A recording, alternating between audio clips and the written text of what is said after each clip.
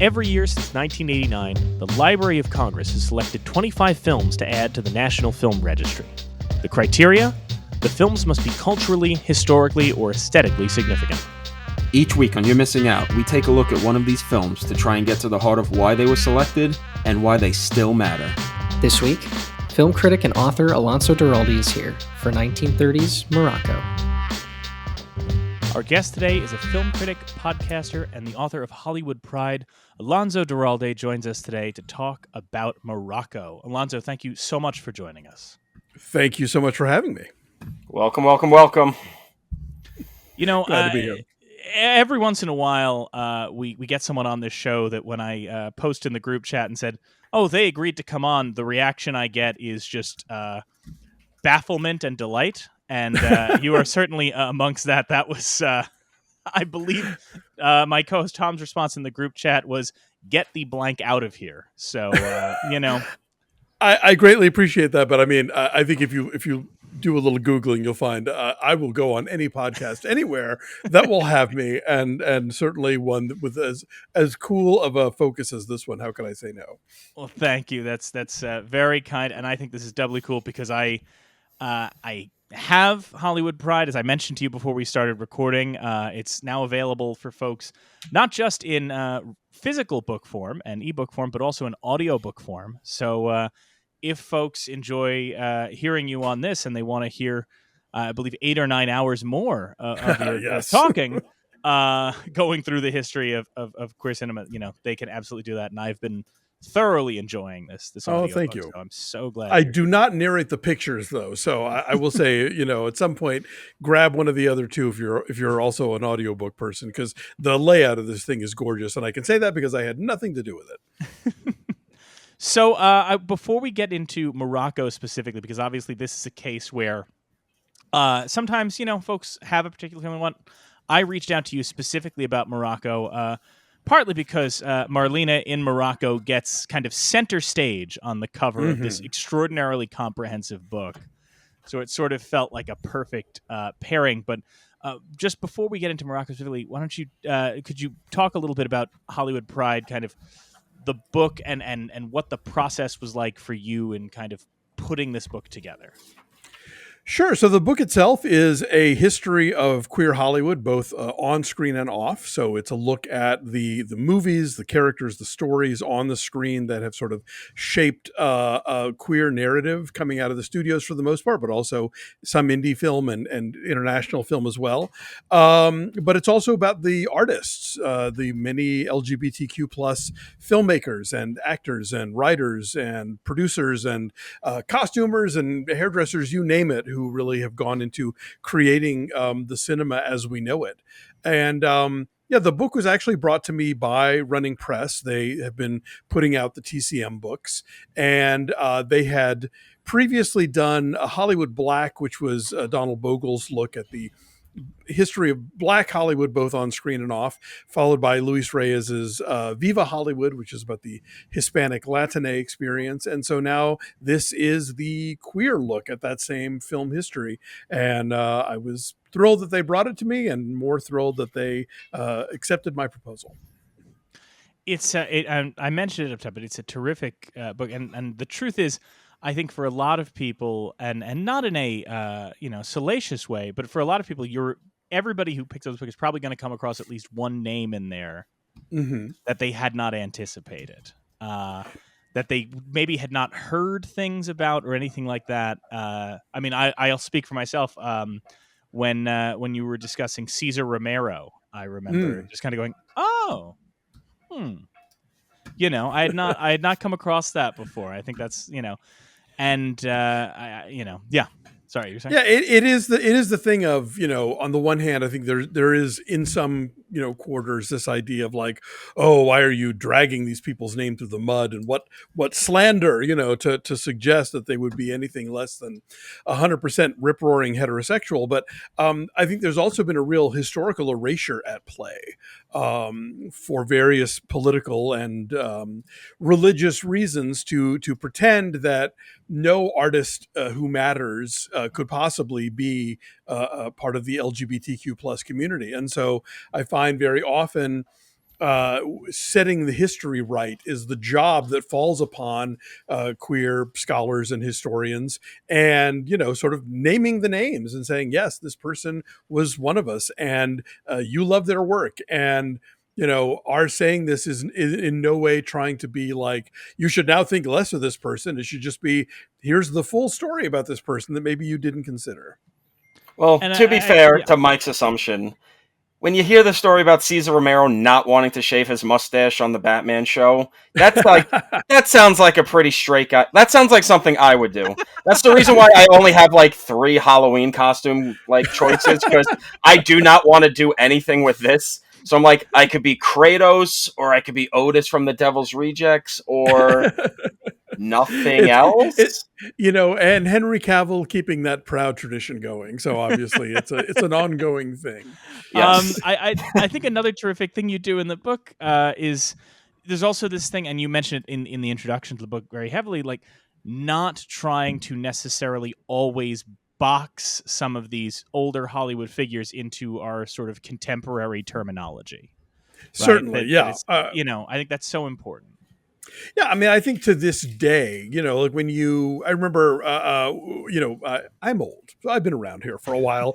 I remember back in the, early 90s when people who were in the epidemiology field kind of had to create a category that they called men who have sex with men, as opposed to gay men, because there were a lot of men out there who, for various sort of socially dictated reasons, would never categorize themselves as such, but they did in fact have sex with other men, and so they fell under the umbrella of people that needed, AIDS outreach and education and that kind of thing. So the terminology is constantly changing, and the way that people think about things.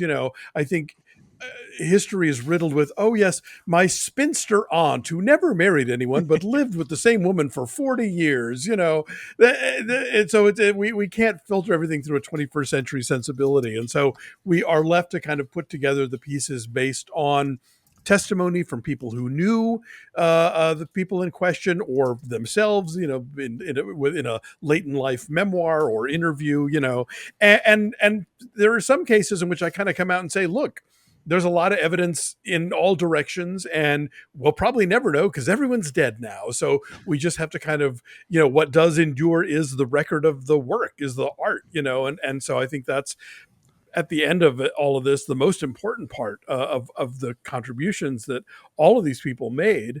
But their lives are certainly important, and their existence as, queer artists who shaped, developed, advanced the medium, needs to be celebrated. By the way, last thing I'll say before we get to Morocco, the other thing that I love about the book that folks should check it out for is, of course, you will discover wonderful terms of the past. Like you mentioned, the overt and all that.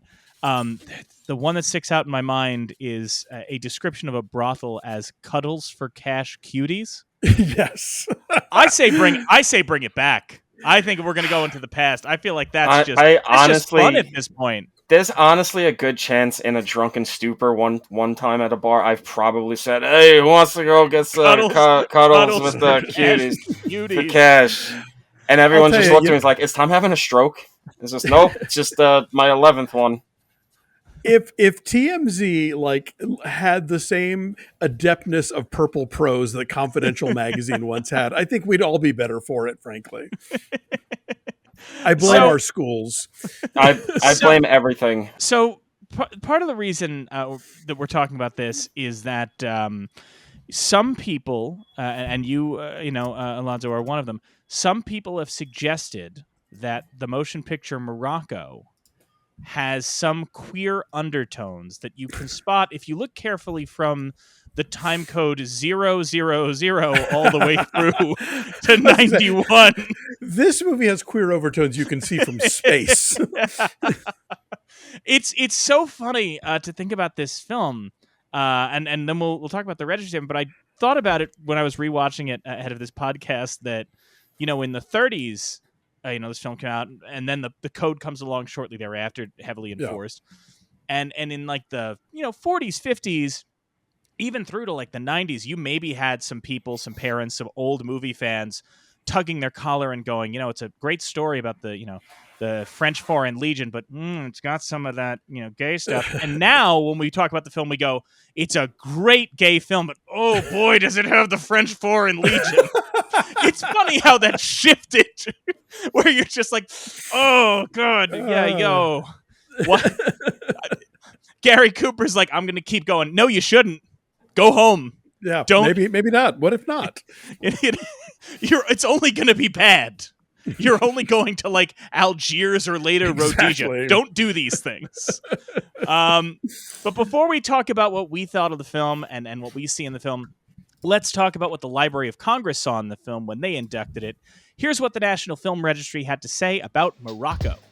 Joseph von Sternberg's first American film to star Marlene Dietrich ranks as his best, according to many film historians, rich in exotic atmosphere. Gary Cooper co-stars as a foreign legionnaire who wins Dietrich's heart with an economy of dialogue, and Adolphe Menjou plays a wealthy rake who competes for her affection. Dietrich, as a cabaret singer with androgynous appeal, looks sultry and performs 3 songs before trotting across the desert barefoot. So that is what the Library of Congress had to say. Interestingly enough, I mean, granted, this gets inducted in 1992. And this synopsis is written shortly thereafter. I do think it's interesting, us talking about the changing times and the terminology. You have to imagine if somebody was writing this today and talking about the film today, they would give us, I mean, quite frankly, why am I saying you'd have to imagine? You literally did this. You wrote about it today, and you certainly had more to say about that element of the film than to just go, androgynous? Like... So for starters, sure, we can kick off with that. It's in the book. Yeah, please. No, in the book, I pair the film with Queen Christina because I think it's somewhat lost on modern audiences what a huge freaking deal it was to have these like sexy sirens of the early cinema wearing pants on screen. It just was in society. It was still not a thing that was generally acceptable at all, and really wouldn't be until World War II starts and women are having to go work in munitions factories while the men are all overseas. So to have Dietrich in her big breakthrough role, like this movie, basically they started making it before the Blue Angel even came out. Like the hype on the Blue Angel was so exciting for Paramount that they went ahead and made the deal with her and von Sternberg. To put a woman like that in pants at that moment was shocking and like a real sort of upending of gender norms in a way that I think now I don't even know if there is a modern equivalent, but for 1930 that was a big honking deal.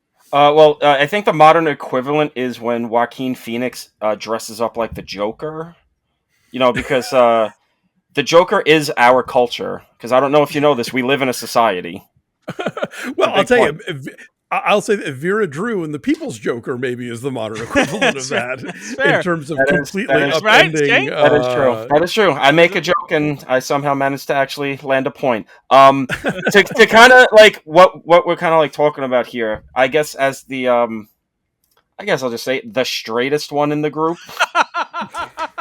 I have my token heterosexual on the podcast. Look, I know what I look like. I look like if I walk down the street and you have like infrared glasses, you could see like the ghosts of like Stonewall behind me. I just have that look.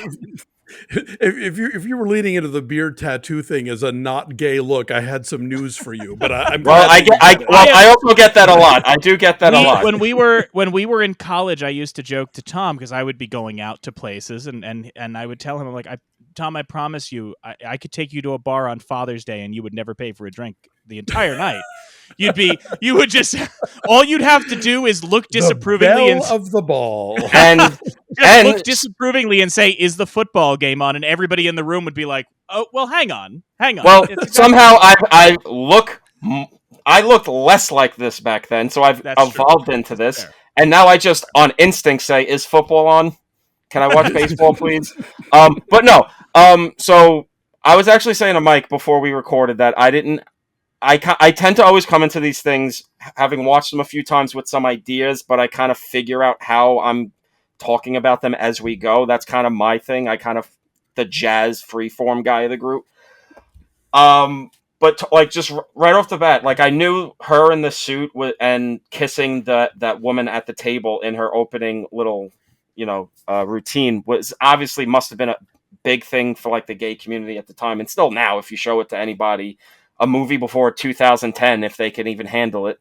But like thinking about it in that kind of like lens, you just watch this whole movie and it's almost like, yeah, aren't heterosexual relationships fucking stupid?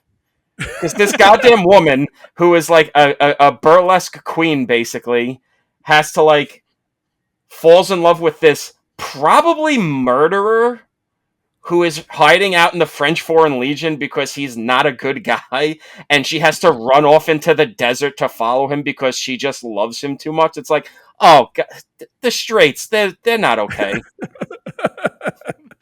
Well, a thing that really, and it's right there, and I guess I hadn't really thought about it before, but so much of the way that scene plays out, it's just like, yes, on the one hand, she is seducing a woman in the audience in a tuxedo to, with the long game of seducing Gary Cooper, but that long game means that she's seducing Gary Cooper dressed as a man. So what does that say about him? Like there's so many different like murder board yarn pieces to connect here with what's going on.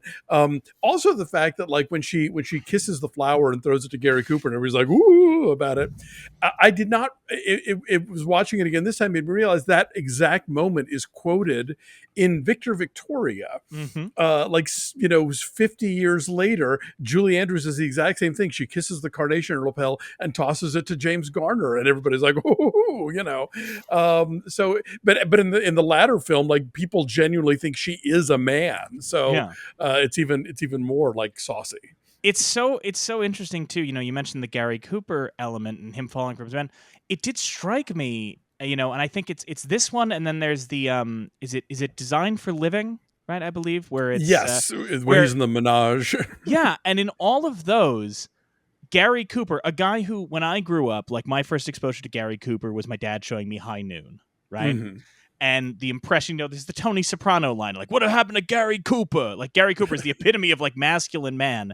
And then you watch, whether it's Designed for Living or this or any of that, where you're like, sexy dope.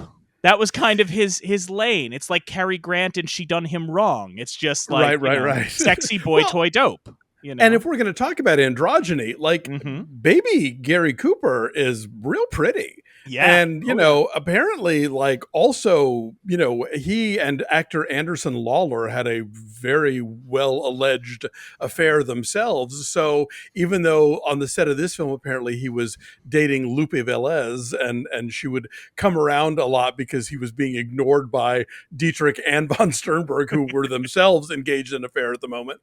Mr. Cooper, got around.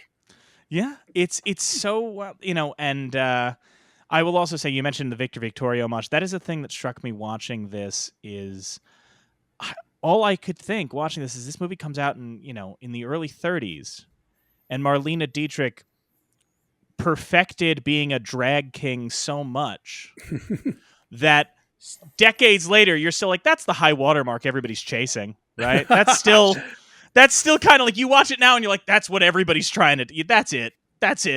Yeah, nobody else, I think, quite occupies the space that she had.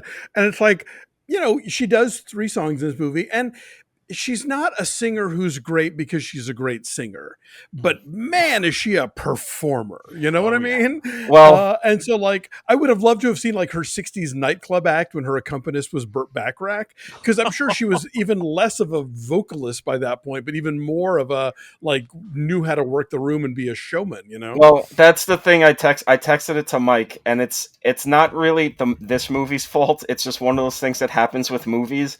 I can never watch Marlene Dietrich and not think of Lily Von Stuck from Blazing Saddles. Exactly. Yes, for sure. Yeah. It's just one of where you just go, fuck, they just got it so perfect, and I can never not look at her and just be like, oh, they got her shtick like 48 years later or whatever it was. But also, this another point, bringing up 1930. This is a thing that I always harp on this show. 3 years after the Jazz Singer, we're Yeah. right in the era of the talkie. So you got to think like with the transitioning from one medium to another, essentially. You basically movies you would think, oh, we kind of have to reset a bit, but right after it's 1930, and boom, here's Marlene Dietrich in a suit kissing somebody, and also 3 minutes into the movie, here's a tit. Yeah, there's a topless Well, woman 3 minutes in. and I mean, a lot of historians will say that this movie really kind of marks the point where talkies regained the fluidity of silent films in terms of the camera work and stuff. You've Yeah, got those incredible long, panning shots of the arriving legionnaires and stuff, and there's a whole tapestry of sound going on. The people in the market and the marching troops and the bugle sound and the whatever else, and you look at a lot of those early, like if you watch, like, I don't know, the original Broadway melody, from Mm-hmm. 1928, where just everything is rooted to the floor. The cameras aren't moving, the mics aren't moving, just the people are going to come dancing in and out. And so I can see why a movie like this just must have knocked people off of their chairs, because he's moving the camera and he's incorporating sound in a way that's very organic and layered. And movies didn't just immediately get there, but they did get there pretty quick, because you're right, from 27 to 30 is not that giant a gap, but like the innovation that was going on, that von Sternberg represents in this movie is very much a big leap forward. It's yeah, also it's very absolutely. funny with von Sternberg. I was researching him a bit, and one thing you always forget, you get the idea in your head because everybody knows the Blue Angel, right? Yeah. And you, quite frankly, hear the name von Sternberg, right? And you go, well, of course, this was a filmmaker brought over from Germany to go into Morocco, and then you find out, no, he went to high school in Queens. He was I think Austrian at birth, but like no, he moved to New York fairly young, and he went to high school maybe 45 minutes away from me. And that feels very like, but it is fascinating to see that, because he is one of those directors who very early on, because obviously he does what is the one with Emil Jannings? I think it's The Last Command, and he does Yeah. Underworld. He does a number of these films. We talk sometimes in the show about some of those earlier, those filmmakers who came over from Europe and how they're sort of bringing that European style to American films. In this case, you are seeing somebody who, from a very early age, sort of started blending both American and European sensibilities in their craft to such a degree that, I mean, I don't mean to do the very pat comparison, but obviously everybody talks about like Spielberg when he makes a Fableman's talking about I see things in movies. You watch some of those early von Sternberg films, you're like, man, he must have just had. You almost feel like when you mentioned the camera moving past the troops, you almost have to imagine that when he was watching King Vidor's The Big Parade, he was already thinking, all right, I could do that, and this is the sound that would be on in the background, and this is this, and this. You kind of see the math Well, there. It's so remarkable. a different comparison for me would be, almost a contemporary of von Sternberg's, and a guy who's not European but is a son of immigrants, and I feel like von Sternberg's kind of bringing an immigrant perspective to cinema, which is different from American and blah blah blah. And I think John Ford kind of brings that similar on a different, obviously, like scale. He's going for more rowdy, like boys will be boys kind of movies, but he is doing like he feels a lot different than say a Howard Hawks or a King Vidor or any of these other guys. So I think there's similarities there in terms of that like immigrant experience giving them, I don't know, just like the best of both worlds sort of thing. So like there's an Americana to them where they understand the mythical sense of filmmaking while also having a sort of literary mind to them. Well, you have a couple of extra colors on your palette, Yeah, exactly. Well, and you see all of those influences kind of meshing together, not about a decade later or so, when Wells makes Citizen Kane, Yeah. and he cites John Ford as being a key influence, but Yeah. also the German expressionists, Yep. and I think in that, one of the things about the silent period was that you could hop from country to country and it didn't matter, Yeah. as long as you had a translator for the crew. Like, the movies themselves were silent, so it wasn't an issue at all. And it's only once the talkies come in that it's all about, like, either having a director who is part of the culture where he's working. Or in the case of so often with early Hollywood, they would bring in the dialogue directors, these guys from the theater who would come in and actually listen to the actors talk while Howard Hughes is out shooting the aerial sequences from Hell's Angels or whatever, which is where you get George Cukor and a lot of these like early queer directors coming in who had been stage guys that now needed to actually like show actresses how to form sentences. Speaking of directors who make queer films, I also want to commend you, in your book, Alonso, because we mentioned Howard Hawks earlier, and I commend you that you really take the time to get into the Hawks's denial of there being any kind of homoerotic undertones to his film in a much more academic way than I believe when we covered Red River and just kept going, come on, man. Right? Come on, you're not seeing it. You're not seeing it. You're not seeing it. I'm pretty sure a good chunk of that episode was just going, come on, man. Are you Come headless? It's like, it's like when the director of Nightmare on Elm Street 2 was like, I don't know what you mean. That's not a gay movie. Exactly. What do you mean? What are you talking about? What do you mean? That's not... I mean, what? No, I would never. Truly. But with what an experience. Just gotta say, Nightmare on Elm Street 2. What a whiplash of watching that movie and then listening to the director go, "Oh, it's not gay," and then the writer being like, "No, it's gay." Oh no, it's super gay. By the way, quick recommendation: if you like Nightmare on Elm Street 2, check out Butcher Baker Nightmare Maker. Great movie, wild fucking movie. Another very queer 80s horror movie. I feel like that movie goes beyond descriptions and just goes into. Do you have any more peyote? It is Susan Terrell at her Susan Terrelliest, if you can imagine such a thing. And what's his name? Oh God, I'm blanking. Jimmy McNichol. Oh no, Bose Fenton as the most homophobic piece of shit cop you've ever seen in your life. What a picture. So with Morocco, one of the things I'll tell you, Alonso, that we were talking about before you came on, but it's worth addressing is Morocco, which it should be noted the movie credits it as based on a play, which is apparently false. It's a novel. A novel yes. that the author passed along to Dietrich, who then passed it along to von Sternberg. Yes, she allegedly put it in his. He left for Hollywood before The Blue Angel even premiered in Berlin. Mm-hmm. That's how hot Paramount was to get him and Dietrich for this movie that no one had even seen yet. And yeah, she allegedly put a copy of the book into his kit bag. Although then they threw out the ending. Yeah, which was But the other things, this is a testament to Morocco's maybe the ultimate example of the script isn't everything, because the story is pretty basic, and sure. As I was saying to Tom, like there are so many of those like French Foreign Legion kind of like semi-adventure movies, those kind of ripping yarn, those Gunga Din movies, that my grandpa watched.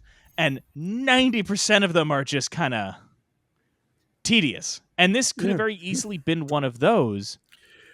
But Dietrich and von Sternberg, and to a lesser extent Cooper, really kind of make this into something that not only stands the test of time, but obviously, is in the registry. Although I will say that, I think as a romance goes, there's not a lot of dialogue that leaps off the page in establishing this couple. What makes it work is the way that they smolder around each other and their chemistry together and their individual chemistry with the camera. I think you wind up leaving with, that's what gives you the sense of why she would throw away marriage to the wealthy Adolphe Menjou and, kick off her heels and go into the desert to be with him. You don't, I think later talkies, you're going to get more of these sort of kind of grandiloquent declarations of love and that sort of thing. But this one, it's just, you just feel it. And the two of them sell it because, they're such magnetic presences on camera.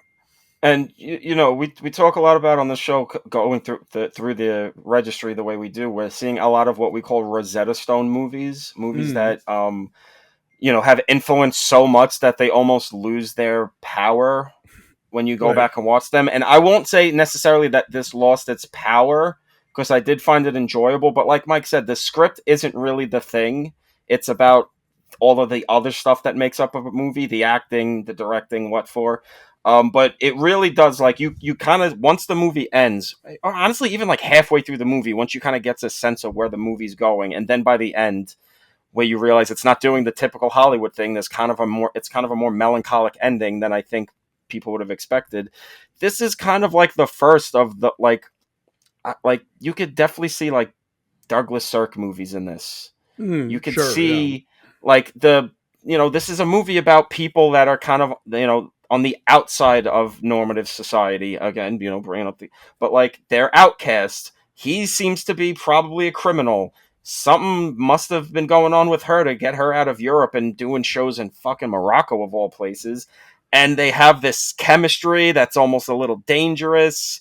And yeah, like you see like so many different other romance movies come out of this movie, and not the typical, like you said, grand statements of how, I love you so much, I love you, and it's just rich people being rich and falling in love, or whatever the fuck Yeah, this thing is. a lot of their conversations, I think, are really elliptical in a way. And Yeah. like her backstory is almost entirely that brief conversation they have about the photos on her wall and the coat she no longer owns. And that's it. That's all we get. And that's Yeah. enough. As you say, they are both outcasts. We don't even know why he's an outcast, but he's a legionnaire. And so you can pretty much piece it together. An American right there, legionnaire too, yeah. Exactly. Yeah. So, it becomes this thing of, is she going to, grab onto this one last possibility of at least sort of material comfort and societal status, or is she going to throw it all away for this guy who is, who she has to follow into the desert, literally, and Yeah. the fact that her following him into the desert is the Hollywood ending of this movie, as bleak as it is on so many fronts. Like, it is this thing of like, I guess love does conquer all, at least. So even though she's going to be miserable and burn the bottoms of her feet, she's got LUV with Gary Cooper. And the original version of the script, which I love, the original version of the script gave you a slightly happier ending. Mm-hmm. Because originally Tom, our Gary Cooper character, looked back and saw her, and they locked eyes and exchanged a smile, right? Which I could, you could see how they were like, well, that's how it has to end. And Sure, if it did have that ending, people would still love this movie just as much. But it is so great that when the movie ends, he has no idea she's behind him. Right.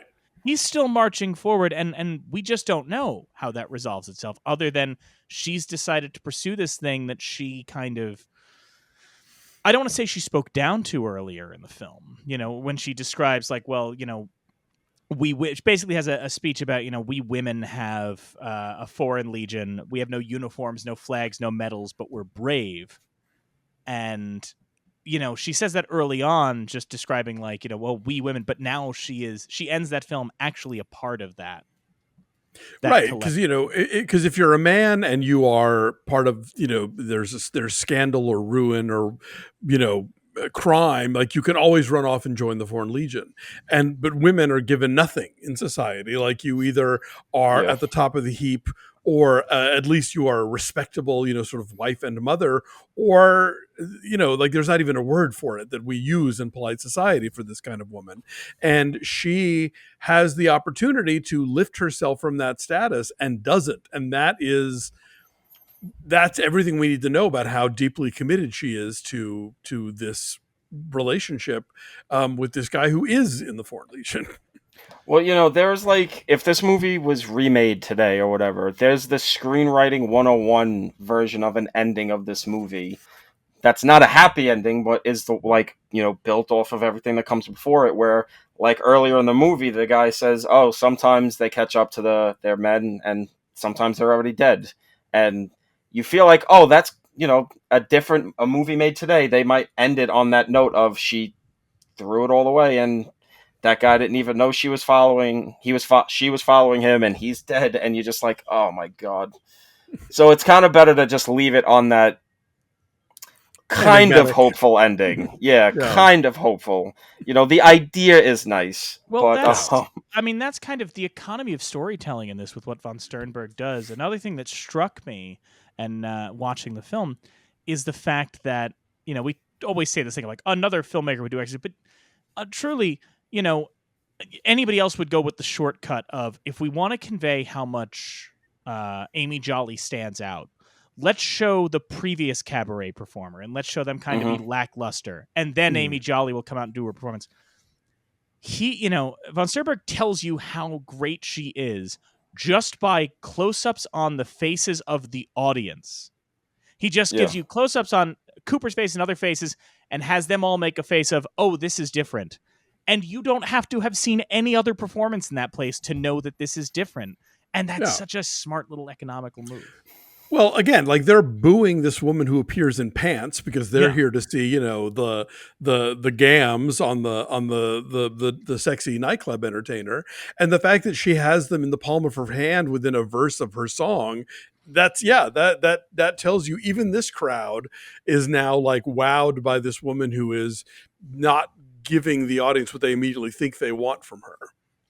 And there's this thing within it, which I kind of love. It comes out sort of as an accident in a way, but you watch the special features in that Criterion von Sternberg Dietrich box set. They have her original screen tests for what would have been Blue Angel, and they show how much more comfortable she is singing in either French or German than she is in English, right? Yeah. And von Sternberg uses that to his advantage because the first number we get is a foreign language song. And then when the owner of the club is saying to her, go out there, put on something sexy and sell some apples, we give her English. And you feel, even though it's partly just Dietrich being like not as comfortable singing in English, it also translates to this character who does not like being told what to do, does not like being put in a box. And part of what makes Cooper appeal to her, there's a great little scene that I when Cooper's by himself in her dressing room and he's trying on the top hat and then he starts fiddling around with the lipstick. And well, again, and I'm glad you mentioned that because that's the other moment where like where the androgyny and sexuality enters into it, because him trying on the top hat on the one hand is him fantasizing about himself as being a member of a different societal class, of being Adolphe Menjou, of being, worldly and sophisticated and aristocratic. But also, he's trying on her clothes. And then you have him. He's playing with the lipstick, more of that kind of gender role stuff. And then, I don't know, I just kind of love him leaving the note in lipstick on the mirror. Yeah. Which is such a classic... Liz Taylor in Butterfield 8 moment. Exactly. Yeah. It's so... And I think that's kind of, at the end of the day... That's what makes them work as a couple and as a romance. Is it's not so much even about like individuals so much. These are two people who have forgotten how to feel, right? Who have just become so desensitized, and they come across somebody who's not going to put them in a box. And that's such a poignant thing. I mean, there is obviously I know it's not necessarily one influence the other, but I also kept thinking of, obviously there is some Sally Bowles and Amy Jolly, right? There is some no kind question, of, that same kind of, obviously Cabaret ends on a, somehow when we just said how bleak the ending of Morocco is, Cabaret bleaker ending, even pretty bleaker. Tends to be pretty bleak when you introduce Nazis into your movie, but But Sally Bowles wanted to go work at UFA, the other one, Emil Jannings. The other one that struck me, watching this time that I hadn't thought of is, and I don't know, Alonso, how you feel about this because I am not up to the 90s in Hollywood Pride yet. But it did strike me, and this is a weird thing to think about, but another movie that, at least in my day, coming of age in the kind of queer space, now it's not as popular, but it's very popular then, about a guy who goes to a club, falls in love with a woman by watching her sing, and then she kisses another woman. It's Chasing Amy. This is how we meet Joey Lauren Adams in Chasing Amy, right? That's true. That is true. She sings. Yeah. He goes to see her. She sings, and then there's the big moment where she kisses another woman. I mean, that is kind of. I'm not going to say Kevin Smith did or did not watch Morocco ahead of writing that movie, but it did strike me like it's seen in a nightclub. That's how we introduced this character. It's there, you know. No, I think there's definitely some DNA there, whether it's intentional or not. I cut Chasing Amy some slack for the being a product of its moment, and I think that if that movie had been made later, like, you know, the word bisexual might have been uttered in it, you know, or at least there would have been more of an idea that the idea of a woman who had been exclusively, actually no, the idea of a woman who had sex with men, then identified as a lesbian, then became romantically attracted to one particular man. I think it's less of a, that's like, as the French used to say about tea and sympathy, but what's the story? You know, I think that audiences would be more open to a character of that kind of fluidity. But because in 1996 or 7, whatever, that was still playing around with these kind of very firmly entrenched lines about what you could and couldn't do, you know, it played differently. But, you know, that I'm glad to know that movie still has its queer admirers. I have not gotten to see Sav Rogers's Chasing Amy yet. I'm hoping that it gets some kind of theatrical after its festival life. But here's a trans filmmaker talking about Chasing Amy as the film that saved his life and really, you know, presented a queer world that he found encouraging. But his documentary is basically talking to all these other queer people who are like, yeah, fuck that movie. So, you know, who knows? And I mean, listen, we got to cut Kevin Smith slack. He is from New Jersey. They don't get information at the same rate the rest of the world does. So, and I'll tell you, the thing with Kevin Smith ultimately, like in that film and you know, Jay and Silent Bob Strike Back, my brother, I have 3 brothers, but one of them in particular, I knew that he was comfortable with my being gay when he could make jokes about it. Like, that was the moment I knew we had crossed a line where he didn't have to walk on eggshells around me and he could goof on it the way he would goof on any other aspect of my life. And so I think that the Smith movies have, you know, making jokes about this stuff and about straight people's discomfort ultimately is what the jokes tend to be about. That to me is the sign of somebody who has progressed to a point that they're cool with it. Yeah, and don't worry, I can tell, you know, I'm sure that nobody who grew up, I don't know, came of age in the 2000s was at all screwed up by that perpetual presentation that you can't be bisexual and you have to pick a side. Nobody we can speak to, nobody on mic here at all had a complex about that until about 2008 at all. It was fine. It was a great time for culture. Society evolves, you know. You know, with Morocco, we were speaking of bisexuality in specific, you know, with Morocco, there's also the element here, and I want to touch on this as we wind down and bring it back to Hollywood Pride. Dietrich herself, you know, was not, I mean, you can speak to this more so, Alonso, but we're talking about putting labels on people now, would that, how would we sort of assess Dietrich's personal life? I mean, I think she is considered sort of legendarily bisexual. Yeah. And, you know, if you want to throw pan in there, you know, again, I don't know how that translates to, you know, what her options of partners were in the 30s and 40s, but, you know, that could apply as well. But yeah, this is not a, you know, historians debate. Like, no, Dietrich, we know, and it's great, and that's part of her legend, and goes all the way back to, like, she would rather famously go to like drag bars in Berlin during the Weimar period before she emigrated to the United States. So, you know, she worked out in boxing gyms when women just didn't do that, you know, in Germany. So yeah, she's always been a real, I think, sexual and gender pioneer. And it's fascinating, too, to contrast this. I mean, just think about Blue Angel. She's very much kind of a sex symbol and also kind of a fair bit more objectified in that film. Mm-hmm. She now is, at the very least, an equal with Gary Cooper in Morocco. Oh, yeah. No question. And then her next collaboration with von Sternberg is Dishonored, which is just her movie. Oh, Like well, she just runs the table on that movie, and I that's mean, just, the Scarlet Empress. Who are Yeah. the men? Who remembers? You know, it's Exactly. all about her running the show. Yeah. So it's very cool how quickly she kind of gets to take that. And I know that down the line that doesn't totally work out, and she's maligned for a bit, but she had a long career. As I texted Tom, it's weird to think that Marlene Dietrich lived long enough to see the release of Stephen King's Sleepwalkers. That doesn't make sense. That she could have Feel gone like to see she would have Beethoven. loved that book. She would have loved Sleepwalkers. I'm putting my money on the table. She would have loved Sleepwalkers. How about she lived long enough to co-star with David Bowie? Let's go with that one.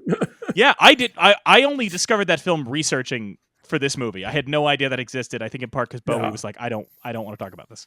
It's not great. But the fact that there is this one of those kind of great kind of cultural like baton passing moments, like when one of the last Laurence Olivier projects was Derek Jarman's I think The Last of England, where he's all of his scenes are with Tilda Swinton. So it just kind of feels like baton being passed from generation to generation. So, winding down as we always do, Tom, War Requiem. War Requiem. Tom, how do you think Morocco fared at the Academy Awards that year? Oh God, I don't know. Like 4 nominations: picture, director, actor, and actress. Interesting. So it did actually get 4 nominations, but not picture, which I think is very weird. It does not get a picture nomination. The nominees that year were East Lynne, The Front Page, Skippy, Trader Horn, and the winner, Cimarron. You picked Cimarron for Best Picture, didn't even put up Morocco. It was nominated for Best Director, but lost to Skippy. It was nominated for Best Actress for Marlene Dietrich, who lost to Marie Dressler in Min and Bill, a 60-minute two-hander she has with Wallace Beery that is fine. It's fine. It was nominated for Best Art Direction, losing to Cimarron. And the only win that I will allow out of these, it was nominated for Best Cinematography, but it lost to Taboo, the silent but with sound story of the South Seas movie. That is, we're covering it 2 seasons from now. It is a beautiful movie. I can't begrudge that win, but the others are insane. Look, 90 years later, the Academy Awards kind of operate in the same way.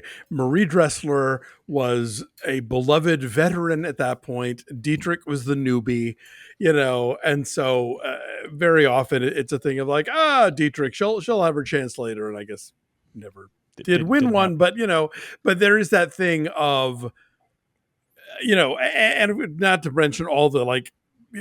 The studio politics of this period are so heavy in terms of like Louis B. Mayer telling you who you're voting for, so it's Cimarron on most lists of 10 worst Best Picture winners. It's I'll say I think it's one of the better of the worst. Fair maybe enough.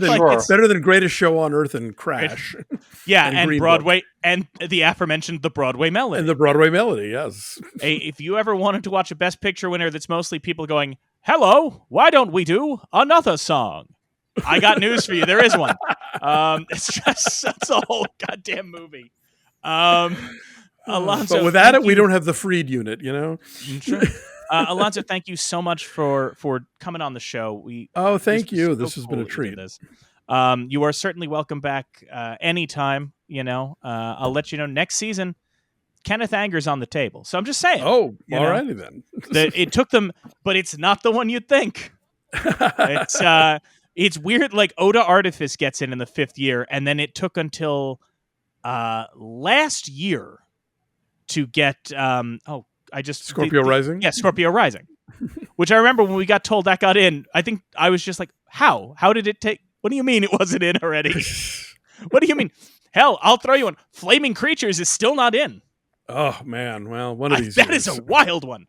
But yes, welcome on anytime, and we don't blame you if you never talk to us again. Alonso, please tell folks where they can find Hollywood Pride and where they can find the other stuff you're working on. Sure. Yeah. Hollywood Pride is available wherever you acquire fine literature, be that the old school brick and mortar bookstore or online or at your local library. And if your local library is not carrying it, please ask them to, and double check and see if on the Libby app they're carrying the ebook and audiobook versions. And if not, again, ask. It makes a difference. And I would love to be in all the libraries. I'm a big old school library fan. They're awesome. You can read my reviews at thefilmverdict.com, and you can hear me on far too many podcasts for my own good. I'm on Linoleum Knife with my husband, Dave White, which we've been doing since 2010.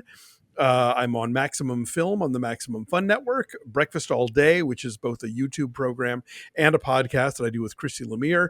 And I'm a periodic guest host on Deck the Hallmark, usually talking about Christmas movies of recent vintage, and recently dropped the Film Library, a Canopy podcast, in which Daniel Thompson and I talk to various filmmakers and critics about different facets of filmmaking and the many great titles that can be found on the Canopy streaming service, which is free if you have a library card, depending on your library system. So another reason to have a library card.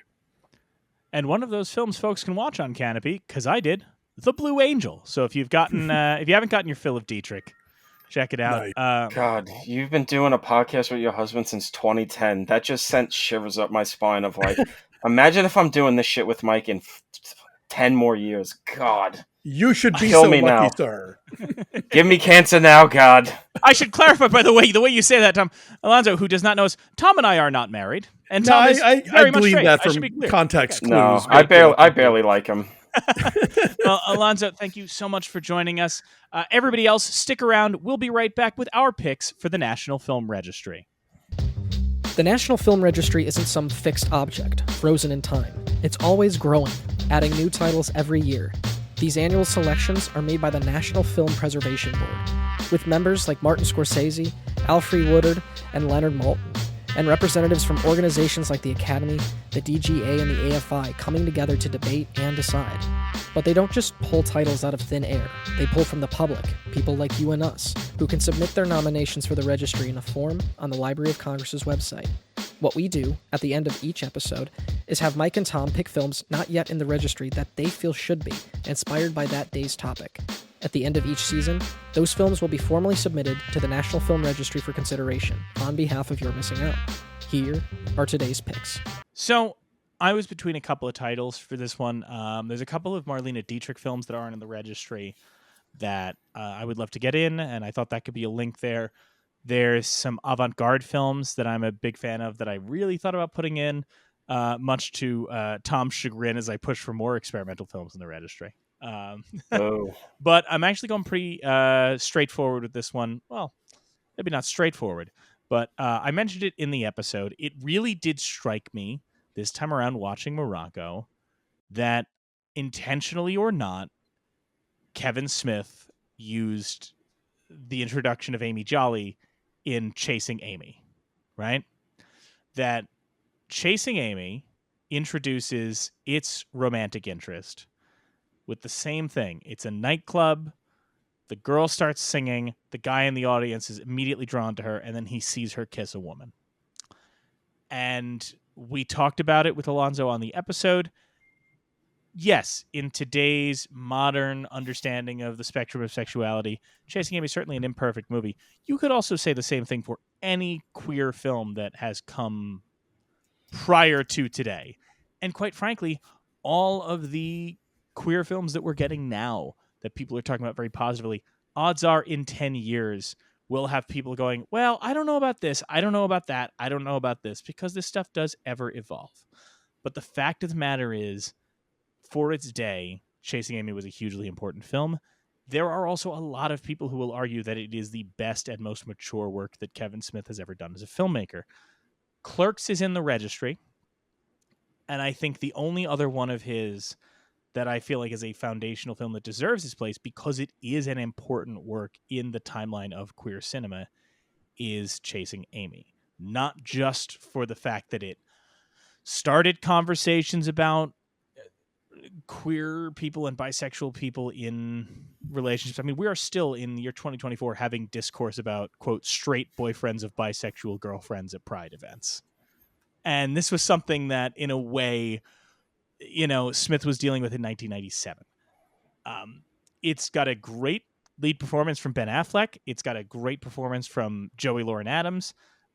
It's one of the best Jason Lee performances.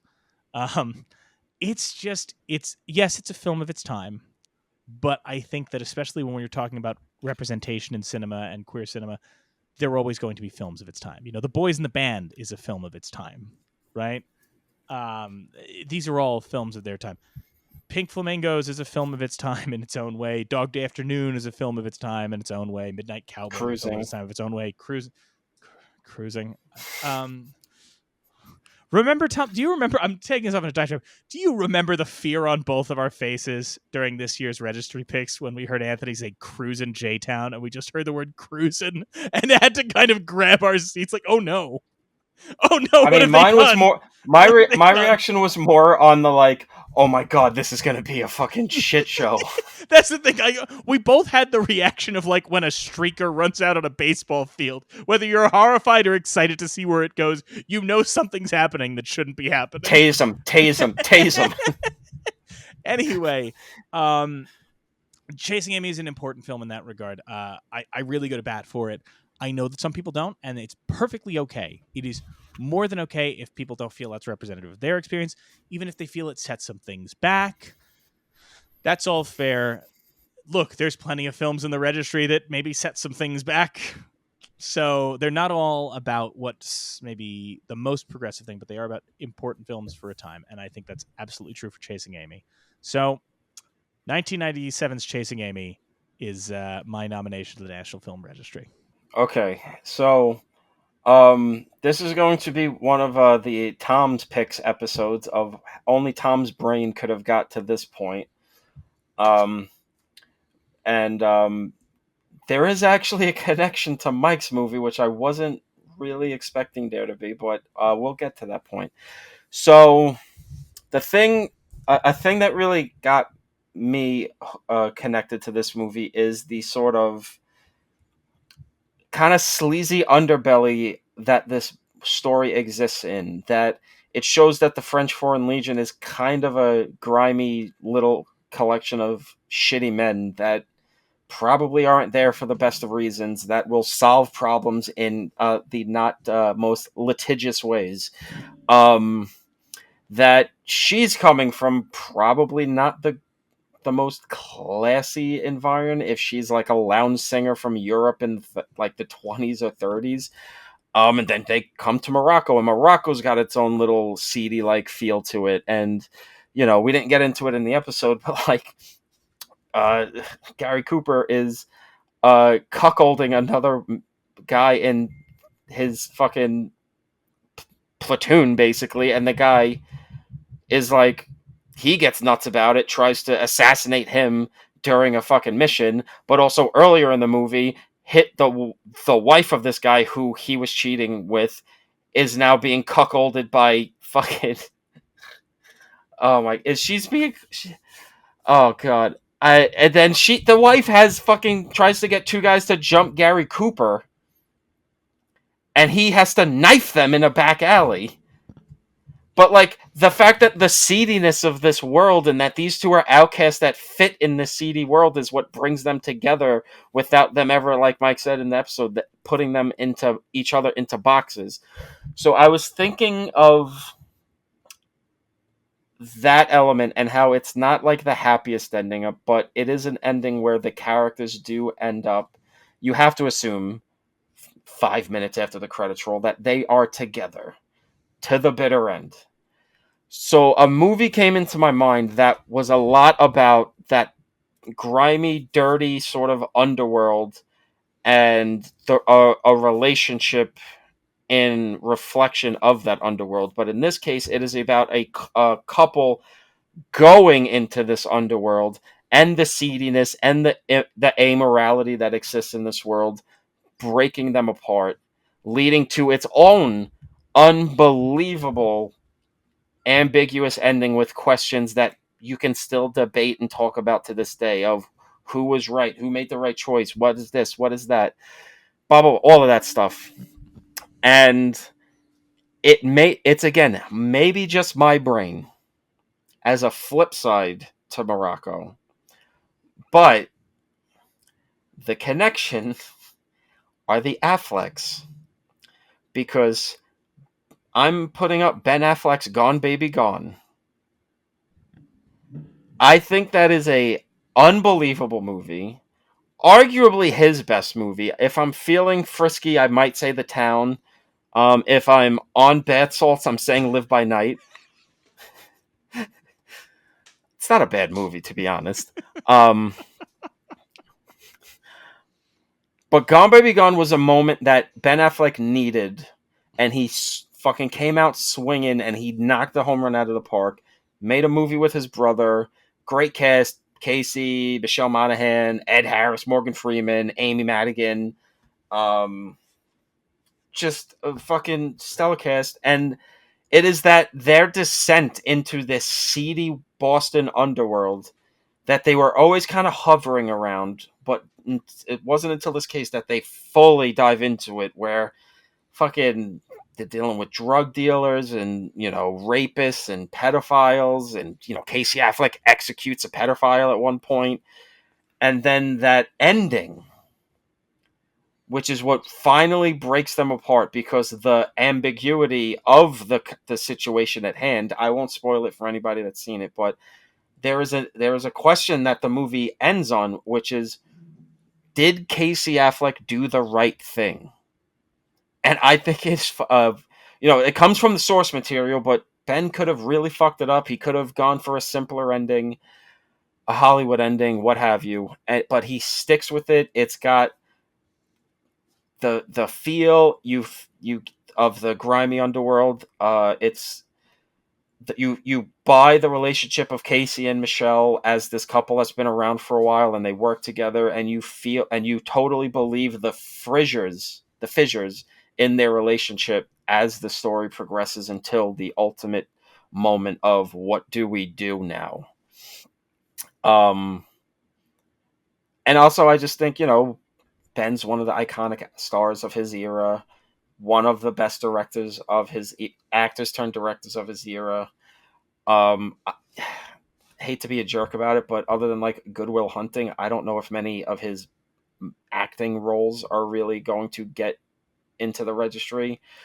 So I feel like if there's anything, it's going to be his directorial work, Argo, The Town, and Gone Baby Gone. And in this case, I think Gone Baby Gone is a weird, dark, fucked up flip side to what's going on in Morocco. And yeah, that's my pick. Gone Baby Gone. Next week, we're talking Laurel and Hardy's Big Business, and we have a very special surprise guest for that episode. Now, we can't tell you who it is. We wouldn't want to spoil a surprise. I don't even know who it is, quite frankly. But when you find out, I'm sure you are going to be amazed at the incredible surprise guest we've booked for Laurel and Hardy's Big Business next week. You're Missing Out is a production of Neon Night Media. It's hosted by Mike Natale and Tom Lorenzo. The show is produced by Kyle Lampar and edited by Mike Natale and Kyle Lampar. More information about our hosts and guests are in the show notes. Thank you to Amanda Rush for our social media, and all of you for checking us out. If you're listening right now or want to take the show on the go, every episode is available as an audio podcast. Follow You're Missing Out on Spotify, Apple Podcasts, or wherever you get your podcasts. If you like what you hear, please leave a review and a rating. It helps folks find the show. Want to watch the show or watch some of the films along with us? Great, that's why we're doing this. Don't leave us alone out here. Check out our YouTube channel. We've got video versions of every episode, uploads of some of the National Film Registry titles we're discussing, commentary tracks, and live streams. And once a month, I'll be uploading some content that's exclusive to the YouTube channel. So be sure to click subscribe and hit that little bell to be notified as soon as new stuff goes up. Because, let's be fucking real, I ain't sticking to a goddamn schedule. So thanks for joining us, and we'll see you next time. And we'll see you next time. And you'll see us next time. Because we don't watch you, you're watching us.